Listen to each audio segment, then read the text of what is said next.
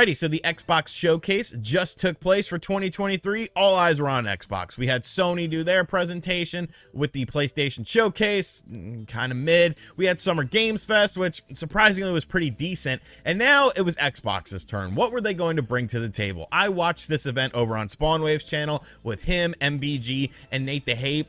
And I don't know how I feel about this. I'm hoping that this video and me going over some of the announcements will help me come up with an idea of how I felt about this, because I almost feel a little bit numb, because there was things that I definitely liked about the presentation and there were things that I definitely didn't like about this presentation. So where am I going to fall at the end of this video? I guess you're going to find out with me. So to kick things off, we had Fable. And obviously Fable is a lineage title for Xbox. It's something that, you know, a lot of people would potentially get excited about. But unfortunately, it was in-engine footage, in-game engine footage. And I don't really trust that stuff. To me, in-game engine footage is just like a fancier way of like saying CGI without pissing people off because people don't like CGI. But realistically, like in-game engine footage is not necessarily indicative of gameplay.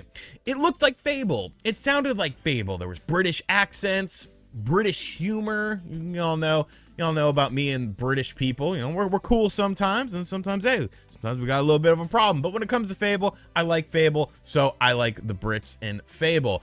And, you know, it was fine. They didn't really show any gameplay, like I said. There was a weird dynamic of, like, a giant and a really tiny person as well. So, fine. You know, cool. It was definitely an attention getter, a good way to start the show as far as an attention getter is concerned. No release date, no release window. Don't expect it anytime soon. 2025 is still what I'm saying. I don't think it's coming out in 2024.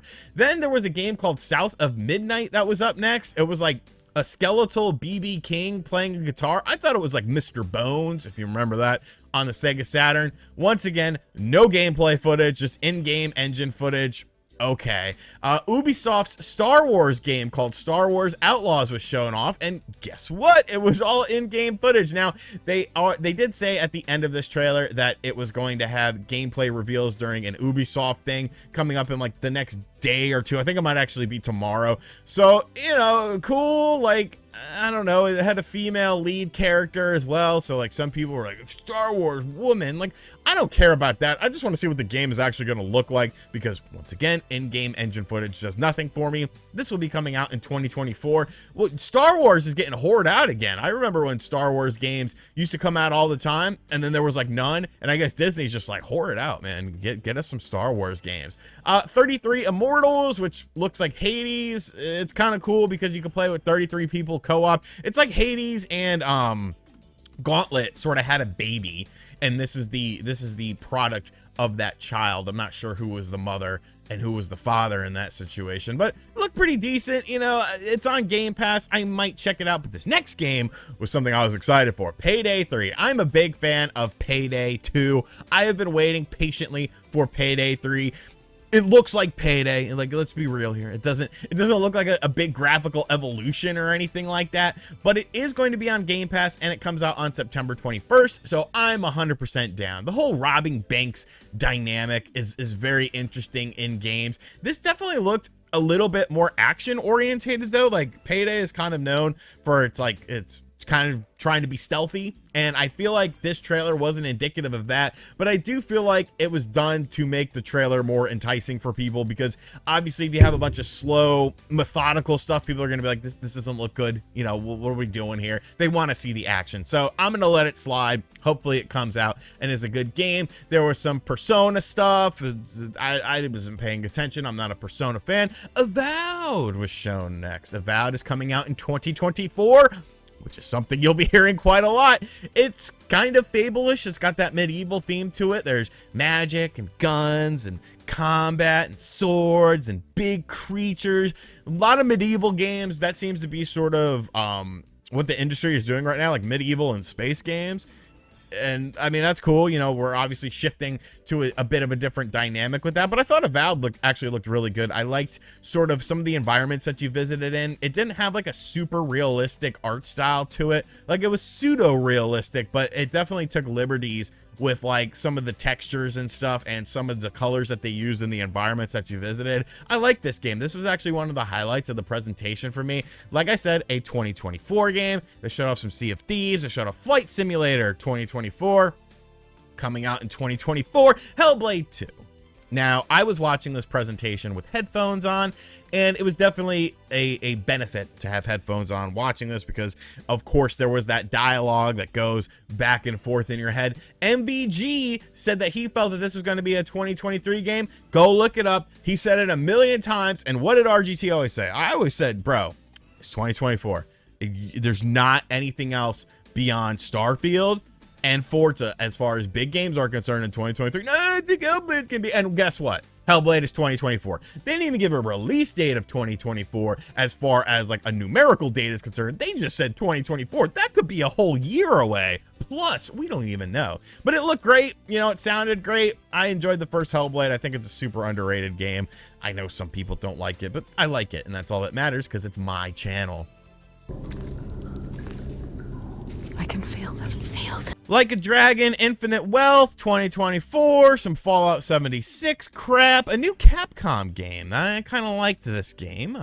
It actually showed gameplay, kind of a little bit of like Onimusha meets Okami. It's a game called Path of the Goddess. I think there was something before that where they said like another part of the title. I didn't catch that, so I just have Path of the Goddess in my notes. But it is a Game Pass game. I like the style. I like the combat. It looks very smooth, very fluid, and the visual style is definitely reminiscent of a game kind of like Okami, but it definitely sort of has an Onimusha feel, but a little bit faster. I don't know. It's an interesting looking game, and it's on Game Pass. I didn't catch when it's coming out, but it's probably 2024. Then we got to look at Forza. Of course, Forza is coming out on October 10th. That was leaked. Kind of a bit of a disappointing reveal for me. They didn't really show much of the racing, which was kind of what I was interested in. They showed a lot of car customization, which is cool. Obviously, they're trying to compete with Gran Turismo, but I was more interested in like how the crashes were going to be handled. You know, is it just damage that's done to the vehicle that you don't see, or is there visual damage and stuff like that? I feel like they could have shown off a lot more with that. They also showed off a Starfield trailer, which I thought was really weird because Starfield was getting its whole big thing at the end of the show, and it's like, well, why are you showing a trailer for it now? And then we kind of got into the weird part of the show, I want to say. Jusant, which was like a rock climbing game. Still Wakes the Deep, which was like nothing. Like, I don't know what that game was going to be. Dungeons of Hindenburg, which kind of looked like a Zelda-ish game. It actually looked kind of cool. I like the art style, but just kind of weird for it to be there. We got some more Atlas stuff. There was another Atlas game, Marathon or something. There was an interesting game that reminded me a lot of BioShock Infinite called Clockwork. I really liked what I saw with this game. It looked a lot like BioShock Infinite. Like, when you see this, because I'm showing the trailer up on the screen right now, it really looks like BioShock Infinite. And I've said that 3 times in a row right now, but I'm going to say it a 4th time because it looks like BioShock Infinite. Like, it literally does, but obviously it's going to have its own spin on it. Coming out in due time, which that's a hell of a release date. And then, yeah. Yep. Then we went into Starfield, and I turned it off during the Starfield thing because I'm already sold on that game. I don't feel like I need to see really anything else. It's on Game Pass. You see, that's kind of a problem that Xbox has, is like, I'll skim through it after the fact, but it felt like it wasn't must-see TV for me because I'm going to play the game anyways. It comes out on Game Pass. I am a Game Pass subscriber. And looking over this show, there were games that I was definitely super interested in. I heard a lot of 2024 though, and that kind of concerns me a little bit because I feel like I'm always doing this song and dance with Xbox because once again, we're at the point where it's like, oh, well, next year is going to be the big year. That's when everything big, that's when all these games, we're going to have rapid fire of all these games coming out. And it's like, damn it, man, you tell me that every freaking year. You know, we are getting Starfield this year. We are getting Forza 8 this year. We got Redfall this year, which was an absolute piece of crap, but it was a strange presentation. Some games had trailers that were way too long, like Fallout 76. There was Overwatch 2 that got like an extended trailer. It's like, I get why you're doing it, but this isn't what people want to see. there was a lot of in-game engine footage, which I'm quickly becoming not a fan of that, because it's not gameplay and it's not necessarily indicative of gameplay. And I feel like that's what Xbox was really hanging their hat on. I will say there was kind of a genuine lack of surprises. When you look at all of these games that are coming out, especially from Xbox first-party studios, it was mostly stuff that we were already familiar with, that we had either seen very little of or really nothing at all of. So I guess that is a bit of an improvement. I don't know though. Like, did I like it more than the PlayStation Showcase? I mean, when I think of the PlayStation Showcase, I'm thinking of Metal Gear Solid stuff, and I'm thinking of, you know, Spider-Man 2.